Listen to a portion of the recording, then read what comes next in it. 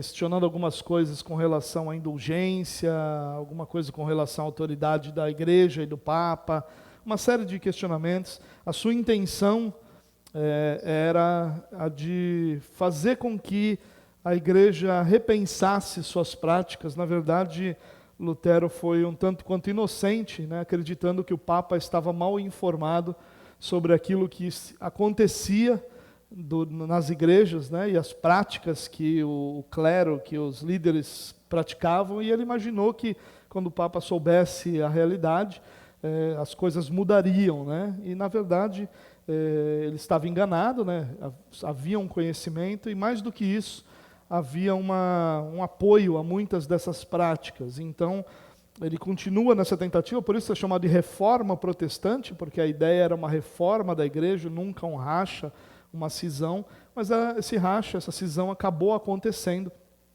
mesmo sem a intenção, e a nossa igreja e as igrejas evangélicas são herança dessa reforma protestante, mesmo aquelas que menosprezam a reforma, mesmo aquelas que ignoram a reforma protestante, são herdeiras da reforma por conta do que aconteceu lá a partir do ano 1517, né?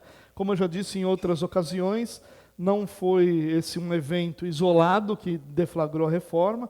Cerca de 100 anos antes, já alguns pré-reformadores vinham trazendo e denunciando e propondo essas reflexões, e depois de Lutero, muitos outros homens vêm e continuaram aí por alguns séculos, e até hoje nós temos igrejas que são de herança reformada, como a igreja presbiteriana, por exemplo.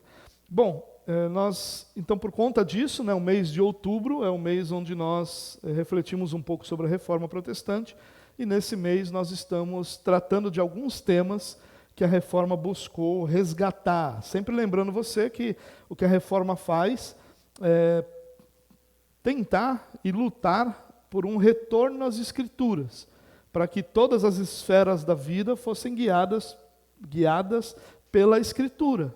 Que cada uma das realidades humanas, fosse família, fosse trabalho, fosse dinheiro, fosse culto, fosse adoração, fosse o que fosse, a palavra guiasse essas realidades, e é isso que acontece ali, numa série de mensagens e debates e reflexões e proposições dos reformadores. Nós já falamos esse mês sobre o culto, né? Como o culto reformado e quais são os pontos fundamentais de um culto reformado. Na semana passada o Caio falou sobre a família e como houve um retorno, ou uma busca de um retorno dos princípios bíblicos para a família e para a convivência em família e para a realidade das famílias. E hoje eu gostaria de falar um pouco sobre a reforma e o trabalho. O trabalho foi um tema muito central na reforma protestante, ela esteve ali muito presente em muitos dos momentos em que a reforma foi se desenvolvendo.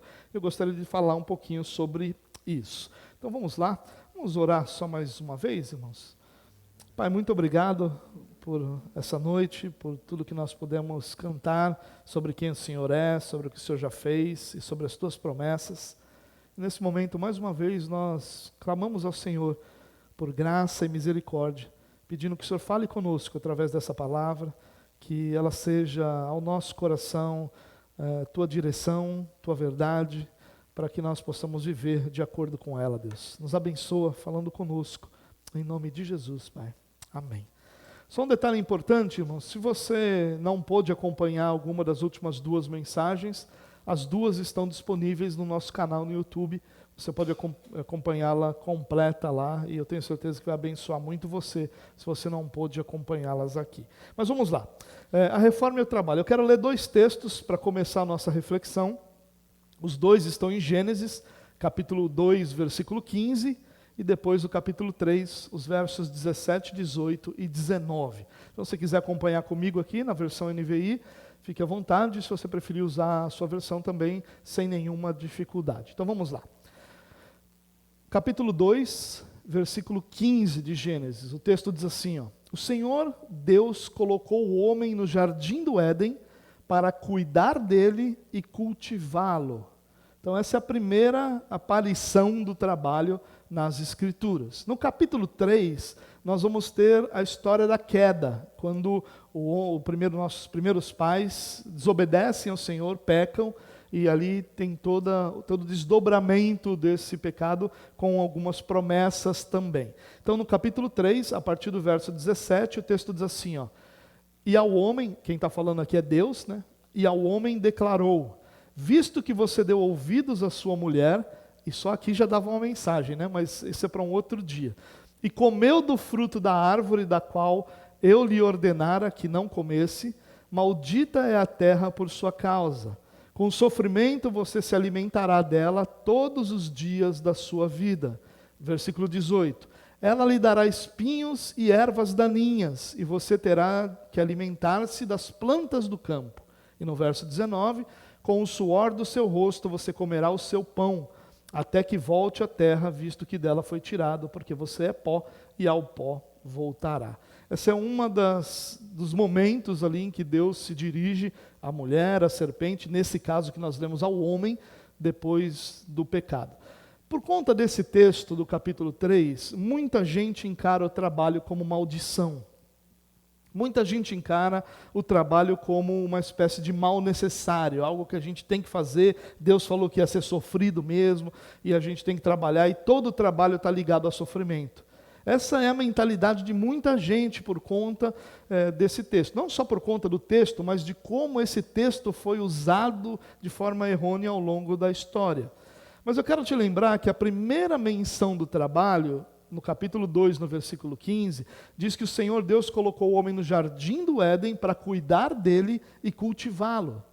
Então a primeira menção do trabalho não é a menção de maldição. Não é a menção de que o trabalho seria maldito, não é a menção de que o trabalho seria sempre doloroso, sempre ruim, ao contrário disso. A primeira menção do trabalho fala do homem que é colocado no jardim que o próprio Deus plantou, para que cuidasse desse jardim e para que cultivasse esse jardim. Nós estamos falando de um ambiente de perfeição, num ambiente onde tudo é exatamente perfeito, um ambiente criado exclusivamente para o homem, pelo próprio Deus, e onde o homem é colocado para cuidar desse jardim. Então, a primeira coisa que a gente pode notar sobre a questão do trabalho é que o homem foi criado como trabalhador. Deus fez o homem pronto para o trabalho. O trabalho não é uma consequência maldita da queda. O trabalho não é algo que só aparece na queda, como se Deus dissesse assim, olha, eu ia sustentar vocês aqui com tudo do bom e do melhor, mas como vocês pecaram, agora vocês que se virem. Não é isso. O homem sempre foi ordenado a trabalhar. Ele sempre fez parte da estrutura e daquilo que é a criação, que o homem trabalhasse. Claro que a ideia no jardim é a ideia do homem cuidar e cultivar de um jardim num ambiente perfeito, onde todas as coisas se encaixariam de forma perfeita, com a presença do próprio Deus, com a bondade absoluta do próprio Deus. O que acontece é que o homem que foi criado trabalhador agora é pecador. E por conta da queda, todas as áreas da sua existência foram afetadas, inclusive o trabalho. E quando Deus diz que o trabalho vai ser doloroso, não é porque Deus está amaldiçoando o trabalho, é porque o pecado tornaria o trabalho doloroso. Porque junto com o pecado viria a ambição, viria a inveja, viria todo tipo de pecado que é visto nos relacionamentos e que faria do trabalho algo doloroso. Agora, um corpo que é criado para viver para sempre é mortal. O corpo agora envelhece até a morte e o trabalho se torna doloroso como consequência do pecado. Então a terra é maldita por causa do pecado do homem, mas não é o trabalho que é amaldiçoado, é o pecado que traz todas essas realidades do homem, inclusive o trabalho, para algo que traz e que causa sofrimento. Então enxergar o trabalho como algo maldito é não enxergar a graça de Deus. Porque quando nós olhamos para a nossa conversão, ela é o quê? Ela é um novo nascimento. Ela é o trabalhar de Deus para que todas as coisas sejam regeneradas, para que todas as coisas sejam restauradas. E quando nós olhamos para um trabalho sobre a ótica de alguém que foi regenerado, nós temos que olhar sobre a ótica original. Esse deveria ser o nosso alvo, não o alvo de um trabalho debaixo do pecado e da queda. É claro que mesmo como cristãos, nós vivemos num mundo caído e os efeitos da queda atingem os cristãos tanto quanto os não cristãos. Mas o nosso olhar se volta para o trabalho como ele era originalmente, para algo que Deus criou como propósito para que Ele fosse glorificado, para que nós cuidássemos do que Ele fez, para que Ele fosse reconhecido como o que fez aquelas coisas que nós estamos apenas cuidando, para que nós cultivássemos aquilo que o próprio Deus plantou. Esse é o propósito original do trabalho, que o nosso serviço glorificasse a Deus. Quando nós olhamos para um trabalho sobre a perspectiva cristã, sobre a perspectiva bíblica, nós estamos olhando para uma realidade de servir ao Senhor com aquilo que nós fazemos para que Ele seja glorificado através disso. Então, essa é a ideia central bíblica. Mas a história não mostra essa compreensão do ser humano. Então, eu queria rapidamente aqui passar sobre um pouco dessa compreensão do sagrado e o secular, que também foi um assunto muito central na Reforma Protestante. Essa discussão do que era santo e do que era secular, do que pertencia à esfera religiosa e do que pertencia a uma esfera pagã, uma esfera secular, e qual era a relação dessas coisas. A Reforma tratou muito sobre isso. Numa das séries que nós tivemos aqui no ano passado, se eu não estou enganado, ou esse ano, já não me lembro, sobre cosmovisão, nós falamos sobre o cristão e a arte, né? E a gente falou sobre música, sobre expressões artísticas, e como essa relação de sagrado e secular foi quebrada na Reforma Protestante, levando à compreensão de que tudo glorifica a Deus, ou tudo deveria ser para a glória de Deus. Bom, eu queria falar de 4 momentos aqui da história. Primeiro, qual era a compreensão do sagrado e secular no judaísmo, que é a religião do Antigo Testamento, que é a religião que Jesus se depara com ela na encarnação.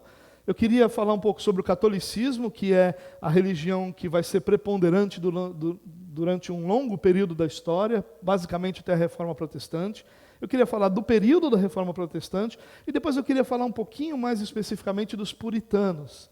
Os puritanos, assim, de forma bem resumida, eles eram um grupo reformado, um movimento, não era uma denominação, mas um movimento de homens que entendiam que a reforma tinha avançado muito, mas que ainda tinha muito para avançar para que nós nos tornássemos plenamente bíblicos.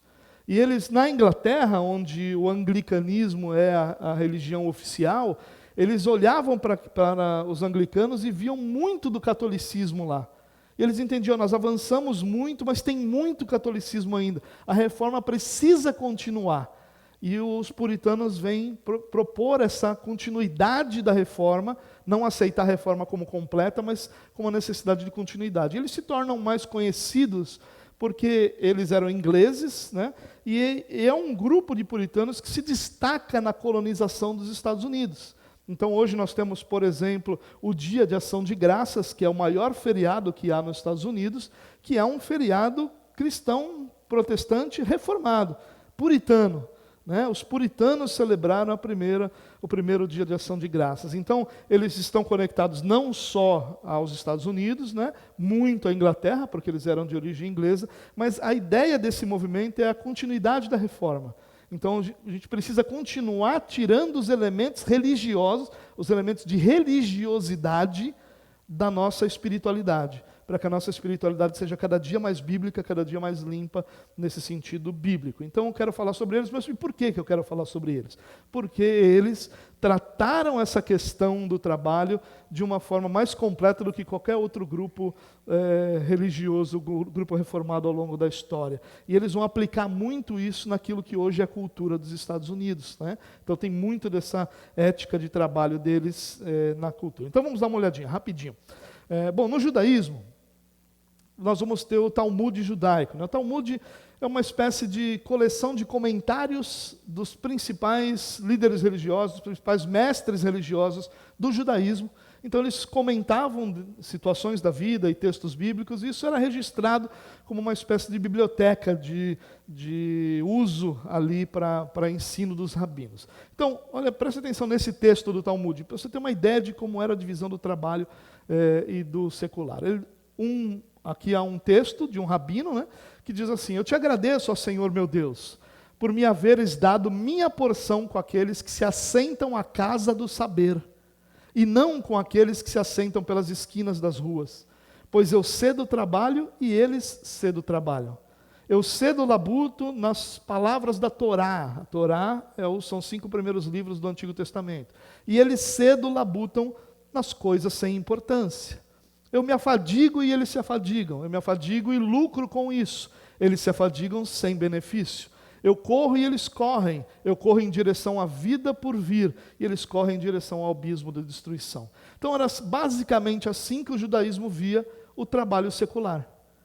Eles estão falando aqui do padeiro, do ferreiro, do homem que trabalhava com construção, que cuidava de animais. Então ele está dizendo, em outras palavras: Senhor, eu te louvo porque o Senhor me deu a minha porção com os religiosos. Porque quando eu trabalho com os religiosos, eu estou trabalhando com algo de valor, enquanto as outras pessoas trabalham com coisas sem valor.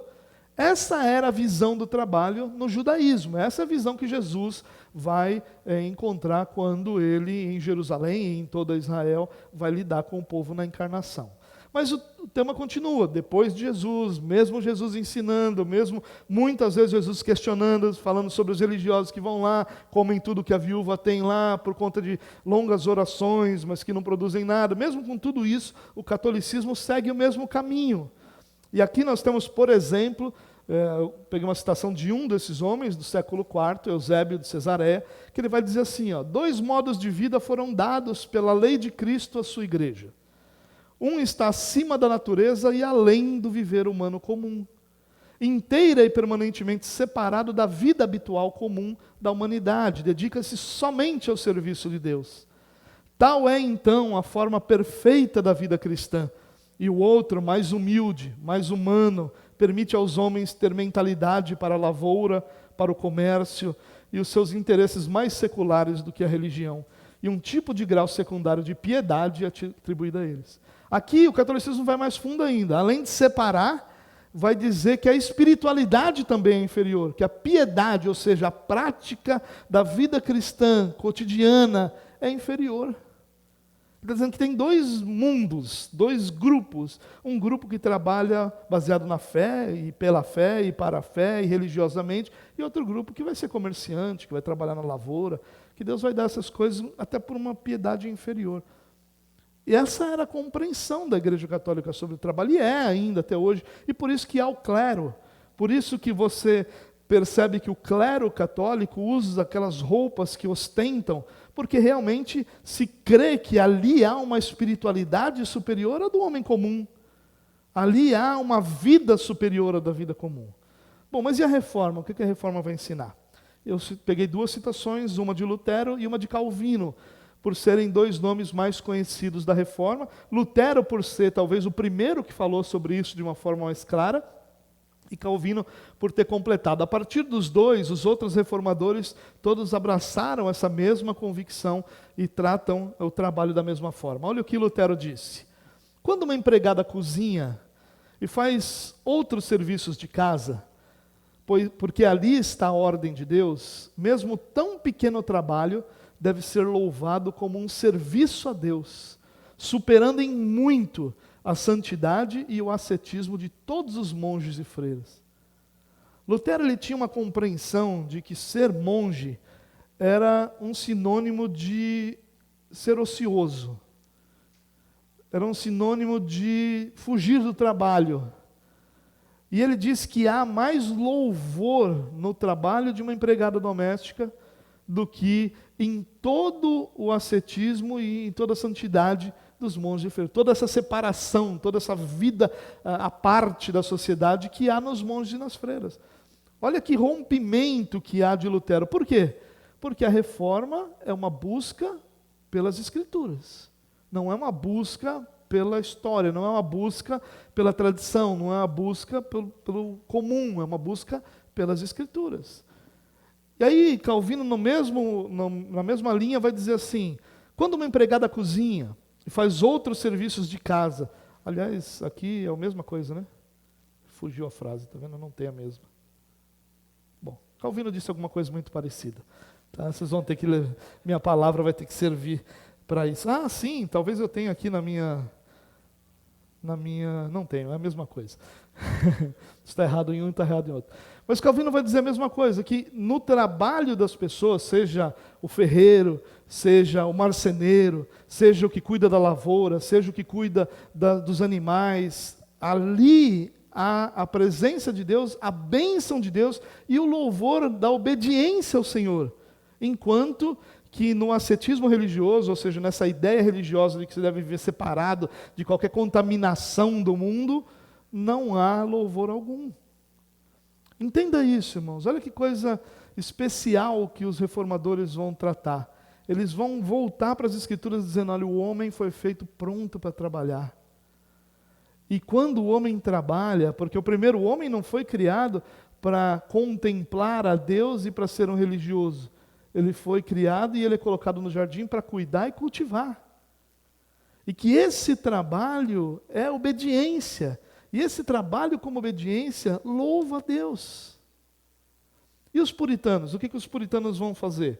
Vão tratar. Eu separei dois aqui também, o Tyndale e o Perkins, né? Dois Williams. William Perkins e William Tyndale. São dois nomes muito conceituados entre os puritanos, muito conhecidos entre os puritanos. Um deles vai trabalhar com a tradução das Escrituras, né, para o inglês. E os dois vão ter muito destaque dentro do ensino da reforma ou da teologia reformada sobre o trabalho. Olha o que Tyndale vai dizer. Há uma diferença entre lavar louças e pregar a palavra de Deus.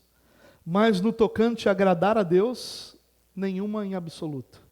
É diferente lavar louça e pregar a palavra de Deus. Mas naquilo que agrada a Deus, não há diferença nenhuma entre as duas coisas. O Perkins vai dizer o seguinte: a ação de um pastor guardando ovelhas é um trabalho tão bom diante de Deus como a ação de um juiz ao sentenciar, ou de um magistrado ao regulamentar, ou de um ministro ao pregar. Olha que interessante, aqui ele está falando de um pastor literalmente, guardando ovelhas literais, cuidando de animais. É tão bom quanto qualquer outro trabalho considerado pelos homens superior.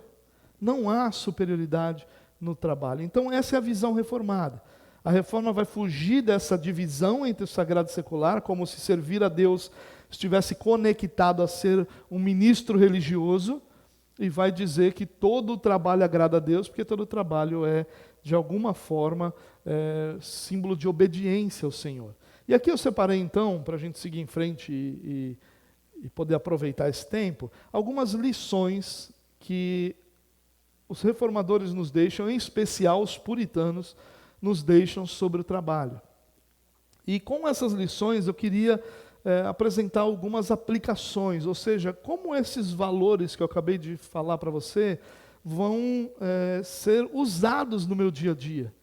Como eles vão moldar, ou como eles devem moldar a minha mentalidade. Porque hoje em dia ainda existe muito cristão que enxerga o trabalho como maldição. Ainda tem muito cristão que enxerga o trabalho como algo diferente. Pessoas que dizem: olha, eu gostaria de estar servindo a Deus, mas eu tenho que trabalhar. Como se as duas coisas fossem antagônicas. Como se servir a Deus e trabalhar fossem duas esferas separadas da nossa vida, e não são. Elas fazem parte da mesma realidade.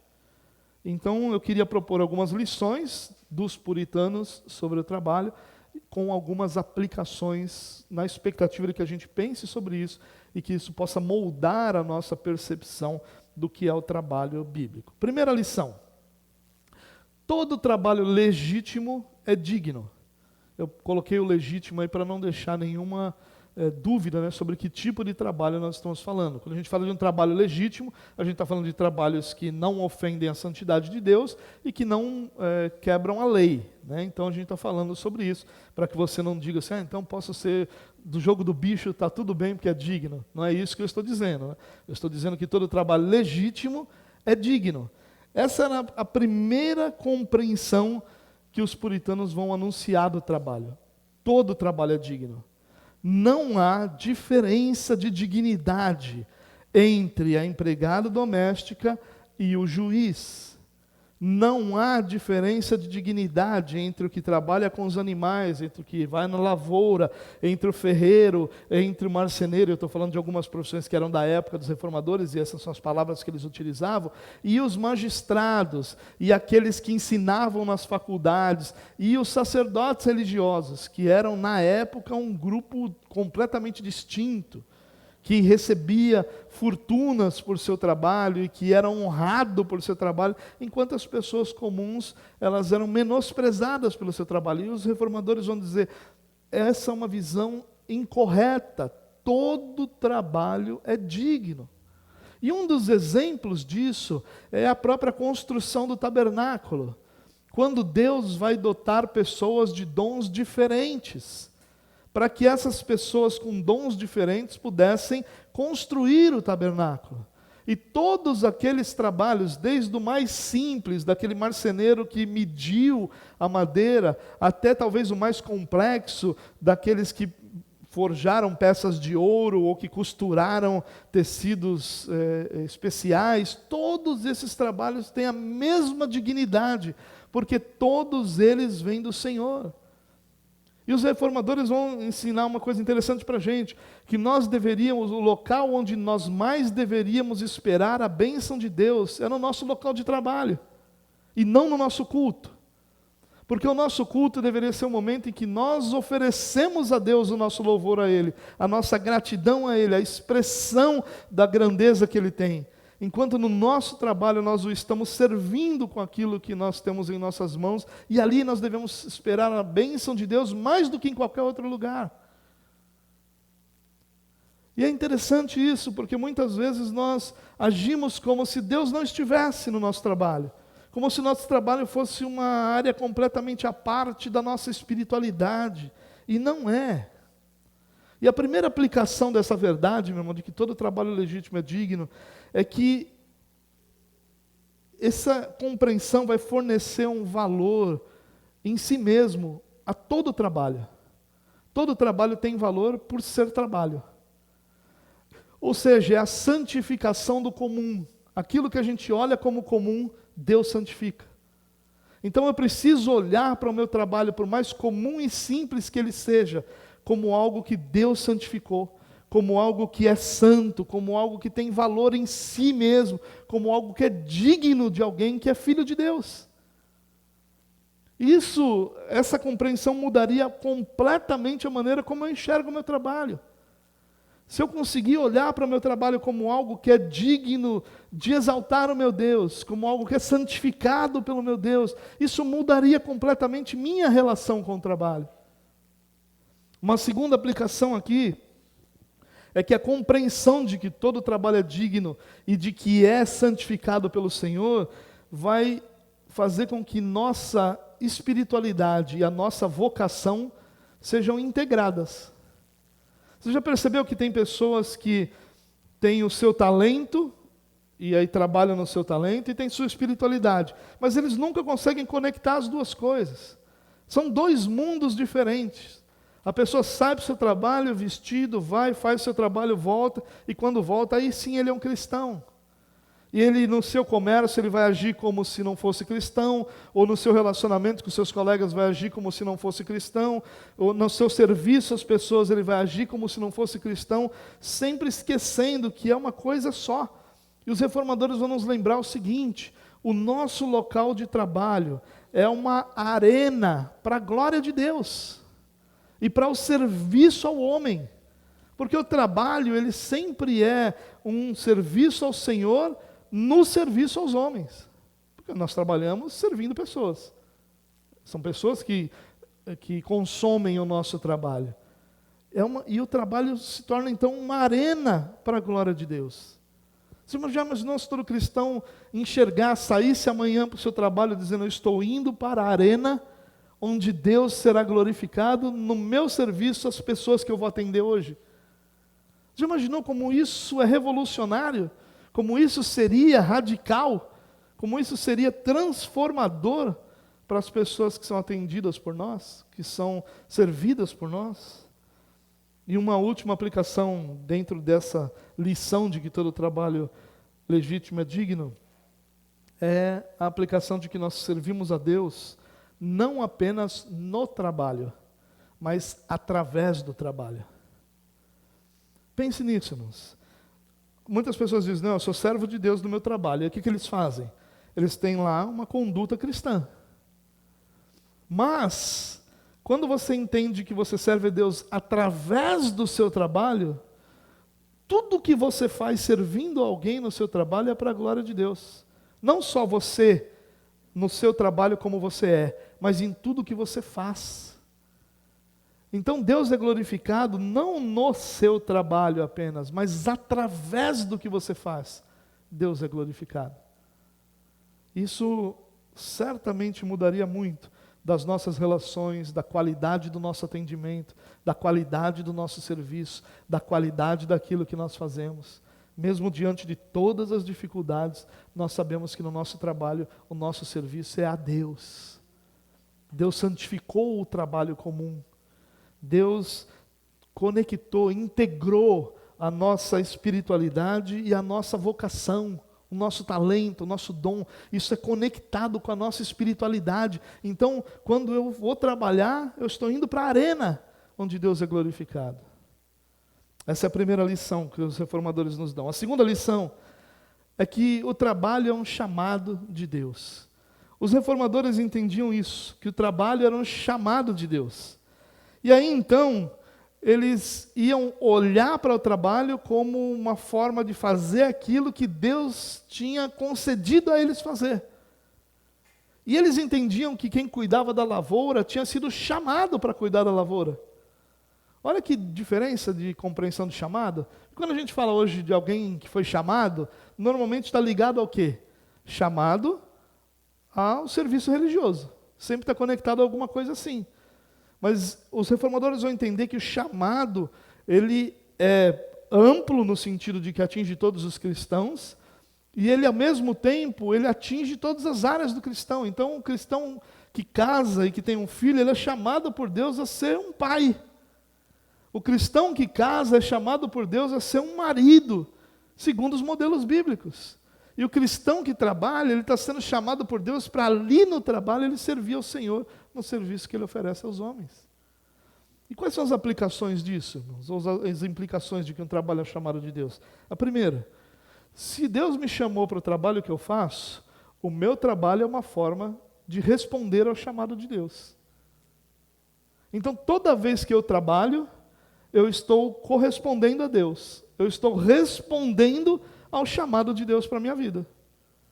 E se eu encaro assim o trabalho, que quando eu estou trabalhando, eu estou respondendo ao chamado de Deus, eu estou com toda a dedicação que eu posso ter naquilo, de forma muito mais completa. A segunda implicação, ou segunda aplicação, é que o meu trabalho não é impessoal. Às vezes a gente cria essa impessoalidade no trabalho, ou seja, eu vou lá, presto um serviço, acabou, vou embora. Eu não estou ali inteiro, ou eu não me coloco ali inteiro, é impessoal. Eu faço o que eu sou pago para fazer, eu vou embora, eu não me preocupo, eu não me conecto, eu não me importo. E aí quando eu entendo que o chamado de Deus para mim é aquele trabalho que eu tenho, eu vou servir a Deus ali, e vou viver minha relação pessoal com Deus ali. Olha que compreensão completamente radical, né? Os puritanos eram radicais. É por isso que muitas vezes hoje eles são menosprezados, porque eles eram radicais. Radical no seguinte sentido: é bíblico ou não é bíblico? Se é bíblico, não importa quão difícil seja, esse é nosso alvo. Se não é bíblico, não importa quão belo seja, nós rejeitamos. E por essa radicalidade, eles muitas vezes hoje são menosprezados. Você vai escutar muitas pessoas falando dos puritanos hoje como pessoas que criam regras, que criam... E aí uma deturpação completa realmente do que os puritanos realmente eram. Hoje existe uma expressão chamada ética puritana de trabalho, e essa expressão ela é completamente diferente do que os puritanos criam. né? Porque eles vão falar de ética puritana, aquela ética de que o cara trabalha para ficar rico. E não é essa a ideia da ética puritana, mas é a ideia de que compreende um chamado. Se Deus te chamou para o seu trabalho, e o seu trabalho é uma forma de você responder a Deus, ao chamado que Ele te fez, o que esse chamado tem que gerar? Contentamento. Essa é outra aplicação. Se você enxergar o seu trabalho como um chamado de Deus, ele vai produzir contentamento no teu coração. E olha que complicado que é a gente estar contente com o nosso trabalho hoje, irmãos. Nós vivemos numa época muito ruim de trabalho. Nós estamos numa época de transições muito radicais no trabalho. Vou dar alguns exemplos. Alguns anos atrás, as empresas, quando iam fazer hora extra, perguntavam para os funcionários quais queriam fazer, e sempre existiam aqueles que gostam muito das horas extras, e eles escolhiam e faziam as horas extras. Às vezes saía briga, porque alguns funcionários queriam as horas extras, precisavam daquelas horas, mas era uma questão questionável. Hoje em dia, grande parte das empresas, a hora extra faz parte do trabalho. A hora extra não precisa ser combinada, ela vai ser feita se ela for necessária e acabou. Não tem que se conversar sobre isso, não é um opcional, é uma necessidade, vai ser feita e acabou. Esse é o momento que a gente vive, é bem diferente. Um momento anterior, você poderia tranquilamente se preocupar em não fazer a hora extra, porque isso não iria produzir nenhum tipo de problema. Hoje, a pessoa que se recusa a fazer as horas extras, ela não é um colaborador, porque mudaram o nome agora para mais bonito, né? Não é um colaborador que atende aos interesses da empresa. Essa é a época que nós vivemos, irmãos. Então é difícil essa época. E é difícil, por conta disso, ter contentamento. É muito comum nas empresas que a incompetência seja proporcional ao cargo que a pessoa alcança. Então, quanto mais altos os cargos, mais incompetentes essas pessoas são para lidar com o chão da fábrica. Isso é muito comum hoje em dia, porque são questões muito mais políticas, pessoas que se adequam muito mais a esse tipo de realidade política do que realmente de trabalho. Então, como é que a gente vai se contentar com isso? Nós estamos num momento de crise financeira mundial. Então, o salário de todo mundo foi achatado. Como é que a gente vai se contentar com isso? É difícil. É difícil se contentar no trabalho hoje. E qual é a única esperança que há para nós de nós vivermos contentes com o trabalho que nós temos? Se nós olharmos para ele como um chamado de Deus. Pode não ser o melhor momento, pode não ser o melhor ambiente, pode não ser a melhor realidade, mas Deus me chamou para fazer isso. E eu estou contente com o chamado de Deus para a minha vida. Isso também é revolucionário, isso também é radical. O que mais que a gente poderia trazer como aplicação do trabalho ao chamado de Deus? Se Deus me chamou para o trabalho que eu faço, o que isso vai produzir no meu coração? Resiliência e perseverança. Eu não gosto muito dessa palavra resiliência, porque ela é uma daquelas palavras de modinha, né? Que hoje tem que ter resiliência, né? A gente não sabe nem o que é isso, é uma palavra bonita só, né? Eu gosto mais da perseverança, que não é a mesma coisa de resiliência, né? A resiliência é a capacidade de apanhar e ficar quieto. É basicamente isso, né? Aqui as pessoas floreiam, mas é isso. A pessoa resiliente é aquela que apanha e fica quieta, né? E consegue seguir adiante mesmo apanhando bastante.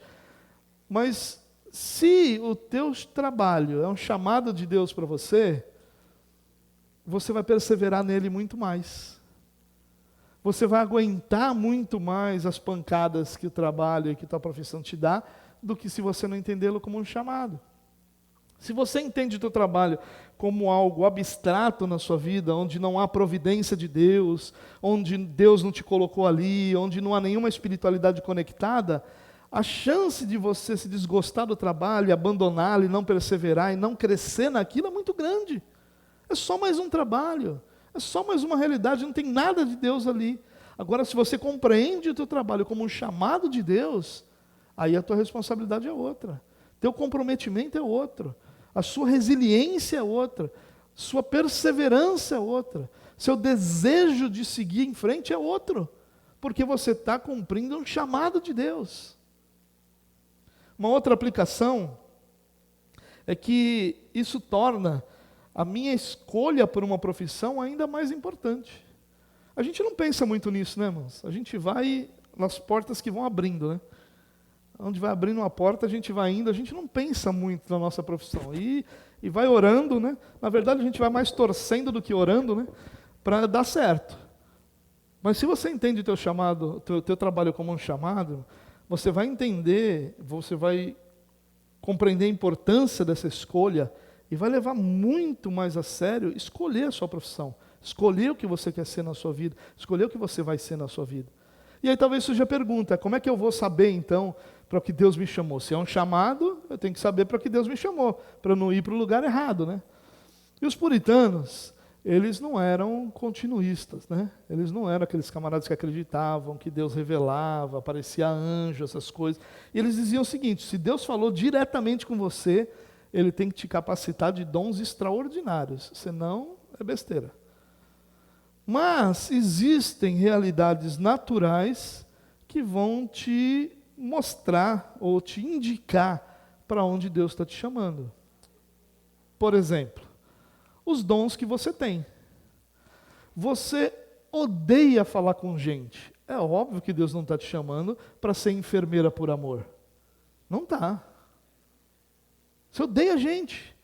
Não está. Deus está te chamando para um home office trancado no cofre, cara.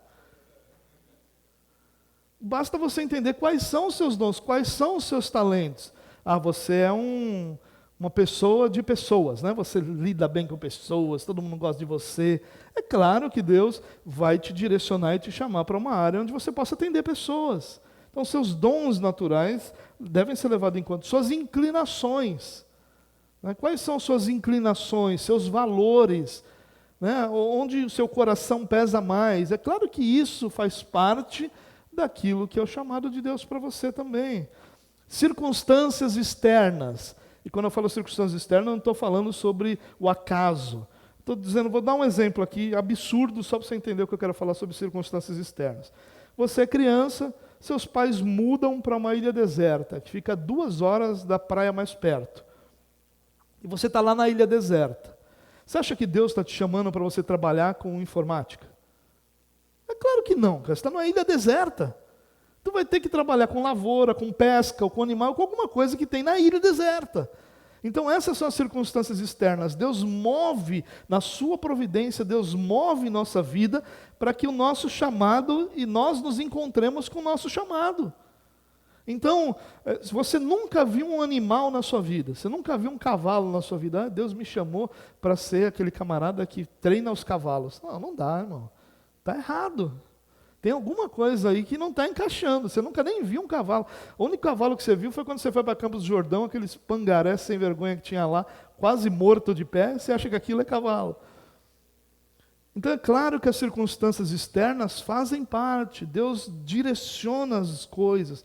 Deus nos inclina. Deus dirige a vida para que a gente vá de encontro ao nosso chamado. A gente poderia falar, por exemplo, também da nossa educação, dos conselhos que nós recebemos dos nossos pais, né? Eles falavam, inclusive, dos conselhos dos magistrados, de pessoas que estão vendo os seus dons e podem te ajudar a entender, olha, você tem uma inclinação para isso, começa a pensar nisso, começa a olhar para isso. Então, todos esses fatores externos são uma forma de nós respondermos, então, qual é o nosso chamado.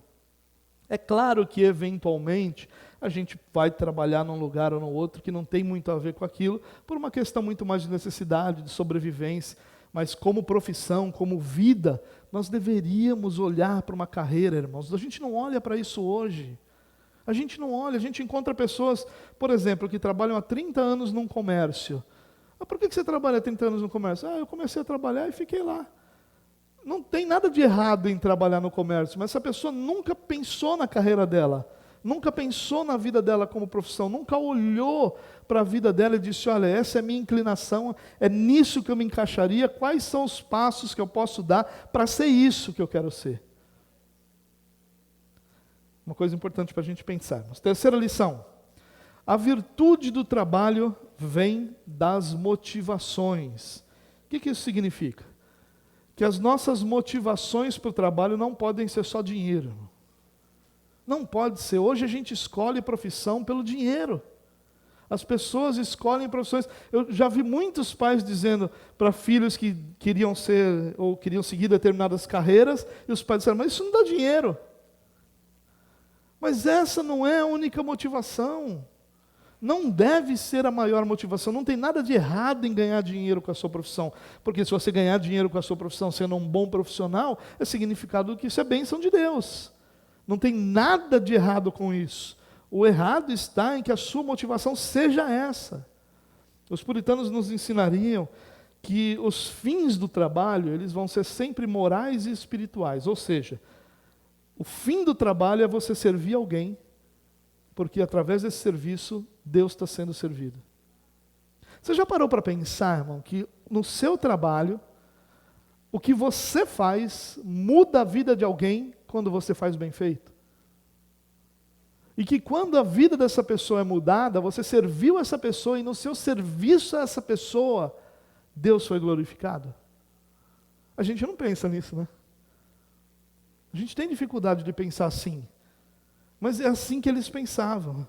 Os fins do trabalho são morais e espirituais. Morais no sentido de que homens são servidos e no serviço aos homens, Deus é glorificado. E quando Deus é glorificado, eu cumpri o meu propósito de que Deus seja glorificado. Tem uma declaração de um dos puritanos que é muito interessante, que diz assim, ó, Deus fez o homem uma criatura de sociedade. Isso todos nós entendemos. Deus nos fez para viver em sociedade. Nós esperamos benefícios da sociedade humana. Todos nós esperamos benefícios da sociedade humana. Quando você anda na rua de carro e tem um buraco, você reclama, porque você queria que aquilo ali estivesse bem arrumado. Se você for num hospital e não tiver médico, você vai reclamar, porque você espera esse benefício da sociedade. São benefícios combinados, você paga imposto para ele retornar nesses benefícios. Nós esperamos benefícios da sociedade. Isso equivale a que a sociedade humana deveria receber benefícios de nós.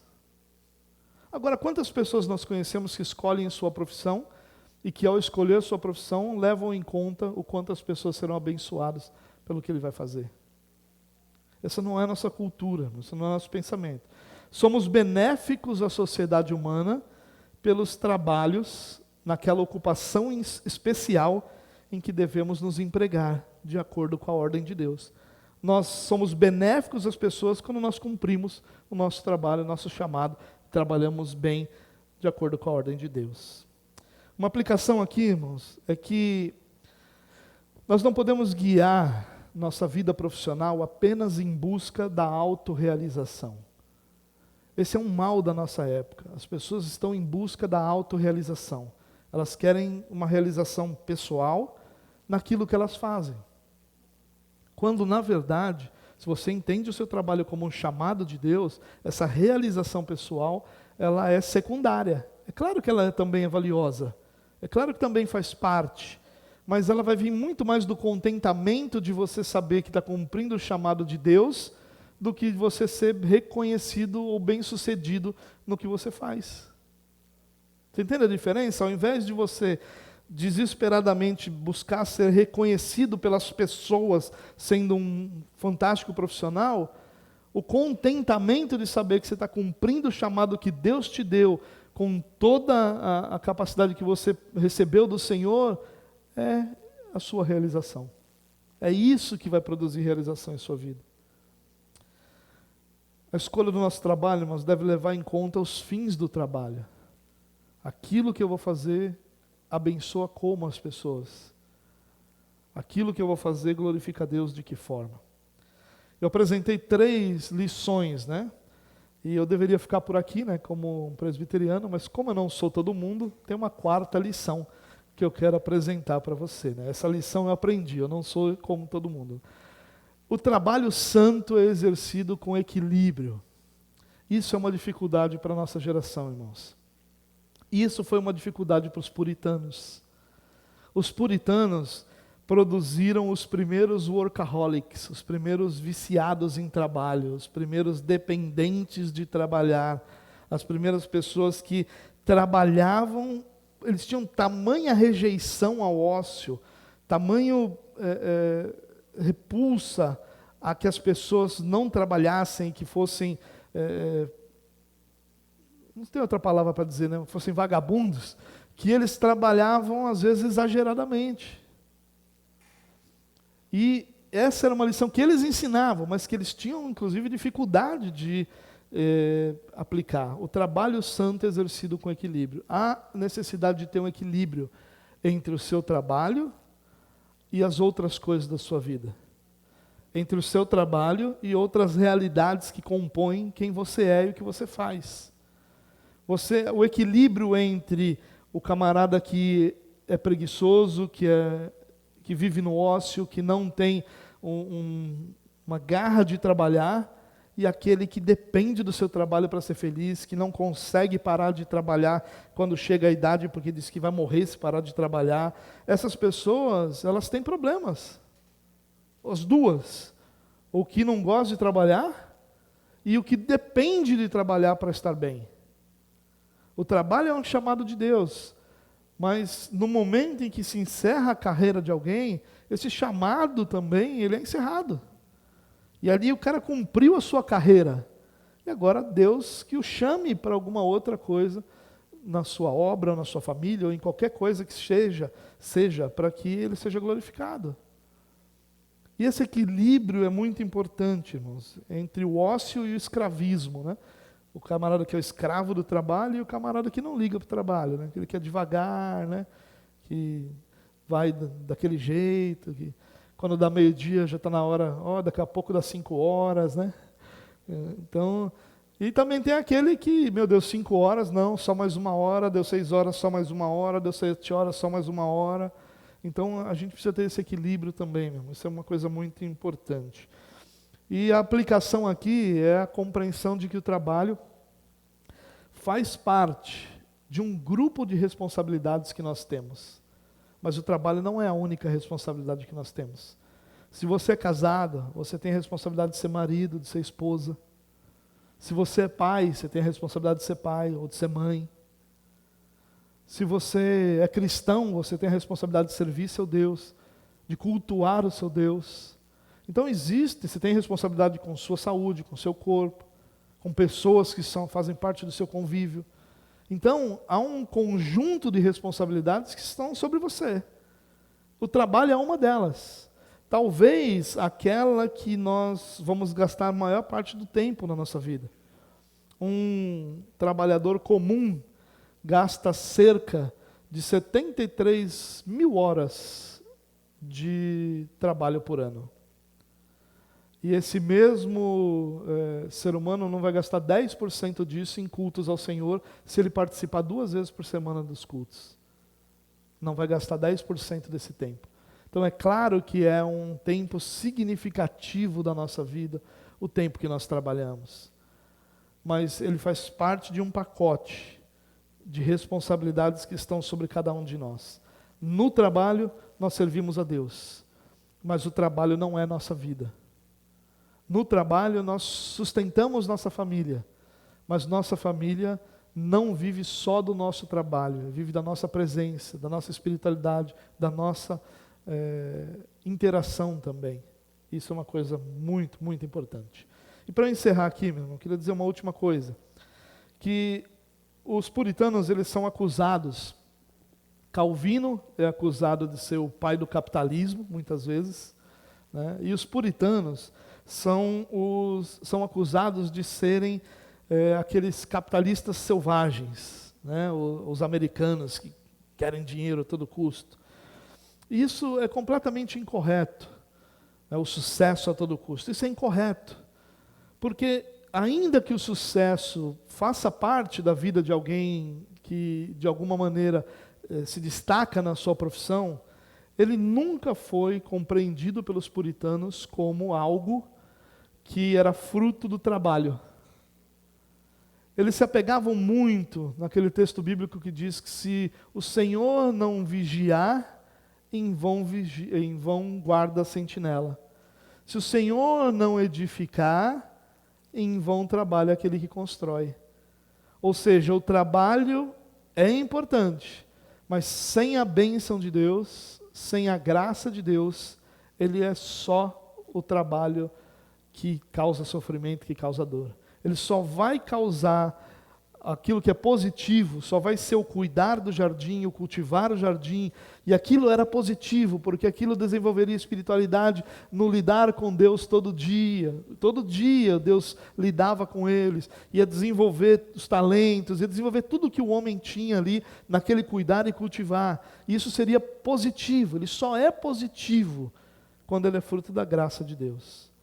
Quando ele é fruto só das forças humanas, ele não funciona. Então, uma última declaração que os puritanos faziam sempre é isso: sucesso é fruto da graça de Deus. E eles vão dizer algumas coisas do tipo: em nossas ocupações estendemos nossas redes, mas é Deus quem põe nas nossas redes tudo que vem nelas. Você lembra dessa passagem? Lança ali a rede. E eles lançaram, e a rede veio cheia de peixe, a ponto de quase afundar o barco. Então nós estendemos as redes, mas é Deus que põe o peixe nela. Tudo que vem na nossa rede, vem pela graça de Deus. Não há a menor roda na engrenagem da natureza que não dependa de Deus para o seu movimento a cada instante. Ou seja, se Deus nos deixasse a nossa própria sorte, a última coisa que nós poderíamos pensar é em sucesso. Nunca aconteceria. Então qualquer sucesso, e sucesso aqui não quer dizer fama, não quer dizer riqueza, sucesso aqui significa cumprir o meu chamado com a glória de Deus acontecendo. Então esse sucesso, ele é fruto da graça de Deus. Nós trabalhamos, nós vigiamos, mas é o Senhor que é a sentinela maior. Nós construímos, mas é o Senhor que edifica. Todo o nosso sucesso é fruto da graça de Deus. Mas isso só reforça a ideia de que no nosso trabalho nós estamos vivendo na arena da glória de Deus. Amém? Pai, nós te louvamos pelo privilégio que nós temos, Deus, de sustentar nossa casa, sustentar nossa família, através do trabalho que o Senhor nos concedeu.